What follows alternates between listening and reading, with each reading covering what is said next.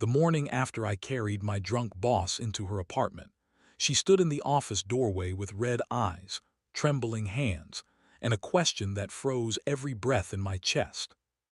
She looked at me like I was the only person in the world who could either save her dignity or destroy what little peace she had left. Then, in a voice so small it barely sounded like hers, she asked, "Did we? Before I tell you what really happened that night, please take a moment to like, comment, share, and subscribe to Lifeline Vibes if you believe in kindness, second chances, and the quiet people who do the right thing when no one is watching." My name is Ryan Malik, and I was never the kind of man who got noticed. At Helios Design Group, I was the quiet operations assistant who showed up before the lights had even finished flickering on, made sure every conference room was set and ready, cleared printer jams nobody else wanted to touch, answered emails everyone else ignored, and slipped out only after all the important people had already gone home for the night. My boss, Vesper Hale, was the exact opposite of invisible. She could walk into a room and shift its entire temperature. She was sharp-edged, polished, intimidating, and brilliant in a way that made grown professionals straighten their posture the moment she began to speak. Her heels struck the marble hallway like a warning bell, and her silence alone could make senior managers forget the presentation they had rehearsed for weeks. To most people around the office, she came across as cold. To me, she was something else entirely, exhausted. I noticed things that other people never bothered to see. I noticed the way she rubbed at her wrist whenever a client praised somebody else for work that was hers.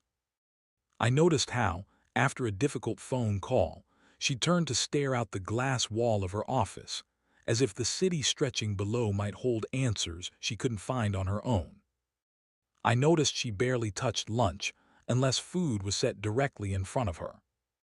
I noticed the faint shadows hiding beneath her makeup and the way her smile, whenever she managed to force one, never quite reached her eyes. But noticing was as far as I let myself go. She was my boss. I was simply the man responsible for keeping her calendar from falling apart. The company's annual investor luncheon fell on a bright Thursday afternoon, under the kind of crisp sunlight that makes everything look pricier than it really is. The event took place on the rooftop terrace of a downtown hotel, where white tablecloths rippled gently in the wind and glassware caught the light like small, shining promises. Vesper was set to deliver the closing presentation, the one meant to secure funding for a project she had shouldered almost entirely alone for 2 years. I stood off to the side near the AV equipment and watched her face the investors, composed and flawless, walking them through numbers, risks, timelines, and ambitions with the calm certainty of someone who could lay a bridge across a raging storm. She won every one of them over. I watched it unfold in real time, the nods, the leaning forward, the growing smiles. When the applause finally broke out, everyone clapped as though they'd believed in her from the very beginning. But I had witnessed the months leading up to that moment. I had seen her still at her desk past midnight, her office light burning alone like a distant star. I had watched her rewrite entire presentations after directors picked apart details they'd never actually understood. I had seen her hold herself together while people who cared half as much took twice the credit. Once the luncheon wrapped up, the celebration rolled on into the late afternoon. Champagne appeared on trays, toasts were made. People laughed louder than necessary now that money had been promised. At first, Vesper barely drank one glass, then half of a second. But then her father showed up. I only recognized him from photographs on the company website. Aldrich Hale, founder of Helios, retired now but still carrying enough weight to make seasoned executives shrink in his presence. He shook hands, smiled warmly for the investors, and praised the team. The team, never Vesper, not a single time. When someone brought up her presentation directly, he offered only a thin, tight smile and remarked that discipline was simply expected of leadership, not something worth celebrating. Something shifted in her expression right then. It happened so fast that most people in the room missed it entirely. Her shoulders remained straight, her lips stayed politely curved, but her eyes went dull. After that exchange, she started drinking faster. By 5 o'clock, the event was winding down. By 5:30, most of the guests had cleared out. By 6, only a handful of employees lingered near the terrace bar, pretending they weren't quietly watching their powerful boss unravel into something painfully human. Vesper laughed at a joke that wasn't funny, then reached for a glass that wasn't even there. I stepped in closer, unsure of what exactly to do.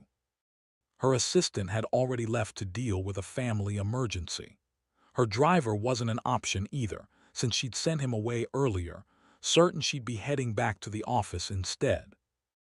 Nobody around seemed willing to step up and take responsibility. People respected Vesper when she held the room in her grip. They kept their distance the moment she lost it. I overheard one manager mutter that somebody ought to call her a cab and let her sleep it off. Another joked that maybe the Ice Queen was finally starting to melt. That was the moment I decided to act. I told them I'd make sure she got home safely. A few faces looked relieved. One looked faintly amused. Not a single person offered to help. Vesper tried to stand when I approached, but the world tilted under her feet. I caught her by the elbow before she fell, and for the first time since I had known her, she looked embarrassed. Not angry, not superior, just embarrassed. She tried to say she was fine, but the words came out tangled. I told her quietly that I knew and that we were leaving before anyone else got a story to tell. The ride to her apartment was 20 minutes, but it felt like crossing a lifetime. She sat in the backseat of the car with her head against the window, watching the daytime city blur into gold. Her voice drifted in and out. She spoke about the presentation, then about her father, then about how applause sounded different when the one person you wanted to hear it from refused to clap. I did not know what to say. Some wounds are too old for advice and too deep for cheerful words. So I just listened. Her apartment was in a quiet building with a doorman who clearly knew her, but had never seen her like that. I kept my face calm, signed the visitor log when he asked, and helped her into the elevator. She leaned heavily against me, smelling faintly of expensive perfume and champagne, but there was nothing romantic about it. There was only sadness. When we reached her floor, she fumbled with her keys until I gently took them, opened the door and guided her inside. Her apartment surprised me.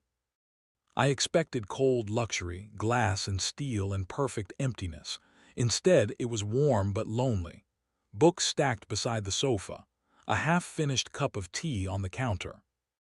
A framed childhood photo turned slightly away from the room. Sunlight from the west-facing windows lay across the floor like a blanket. She stumbled toward the hallway, then stopped and whispered that she was sorry. Those two words broke through something in me. Vesper Hale apologized to no one at work. But here, inside her quiet home, she sounded like a child who had spent years trying not to be a burden. I helped her to the couch, not the bedroom. I placed a cushion behind her head, removed only her shoes, and covered her with a throw blanket from the armchair. I found water in the kitchen and set it on the coffee table. Then I noticed her phone buzzing over and over. Aldrich Hale's name flashed on the screen. She saw it too and turned her face away. I did not answer. I did not read her messages. I simply placed the phone face down. Before I left, she grabbed my sleeve. Her grip was weak but desperate. She asked why I was kind to her when she had never been kind to me. I could have lied and said she had been fair, but the truth was simpler. I told her because somebody should be. Her eyes filled with tears she was too tired to hide. Then she whispered something I did not understand and fell asleep. I stayed for 20 minutes, sitting in a chair across the room to make sure she was breathing steadily and would not be sick in her sleep. I texted myself the time I arrived and the time I planned to leave. A small instinct of self-protection I hated needing, but understood. I wrote a note on a clean page from a kitchen notepad. You are safe. You slept on the couch. I left at 7:14 p.m. Water is on the table. Please rest. Then I placed her keys beside the note, locked the door from the inside, and pulled it shut carefully behind me. The next morning, the office was already buzzing when I arrived. Not openly, quietly. The cruelest gossip always wears perfume and walks softly. Someone had seen me leaving with Vesper. Someone had seen the doorman let us upstairs. Someone had turned concern into entertainment before the coffee was even brewed. I kept my head down, but I felt the looks. By 9:30, Vesper had not arrived. By 10:00, the whispers grew teeth. Then she walked in. She wore a gray suit and dark glasses, her hair pinned back, her face pale beneath her makeup. The office fell into that unnatural silence people create when pretending not to stare. She went straight to her office. 5 minutes later, my desk phone rang. Her voice was controlled but thin. She asked me to come in. I entered and closed the door behind me. For a moment, she did not speak. She stood by the window with one hand on the back of her chair. Then she turned, removed her glasses, and I saw fear, real fear. Not of me exactly, but of the blank space in her memory. She asked what happened. I told her everything. The event, the car, the couch, the water, the note, the time I left. She listened without blinking. Then came the question that had haunted her all morning. Did we? I answered before she could finish. No. Nothing happened. I told her she slept on the couch, fully dressed except for her shoes. I told her I stayed only long enough to know she was safe. I told her I left a note because I knew memory could be cruel after a night like that. Her face crumpled in a way I had never seen. She turned away quickly, but not before I saw tears spill down. She apologized again. This time, not as a drunk woman on a couch, but as a boss standing before the employee she had underestimated. She said she had spent the morning terrified, not because she believed I would hurt her, but because life had taught her that power did not always protect women from shame. She said she was sorry I had been dragged into her weakness. I told her needing help was not weakness. Trusting someone with your worst moment and finding out they protected it, maybe that was strength too. For the first time, Vesper Hale looked at me not as an assistant, not as a convenient name on a staffing chart, but as a person. Things did not change all at once. Real healing rarely arrives with music swelling in the background. It comes in small, awkward steps. She began saying good morning. She began asking if I had eaten when meetings ran long. She stopped letting managers speak over me when I gave updates. One afternoon, she asked me to review a logistics proposal, and when I pointed out 3 serious problems, she did not dismiss me. She presented my notes in the next leadership meeting and gave me credit in front of everyone.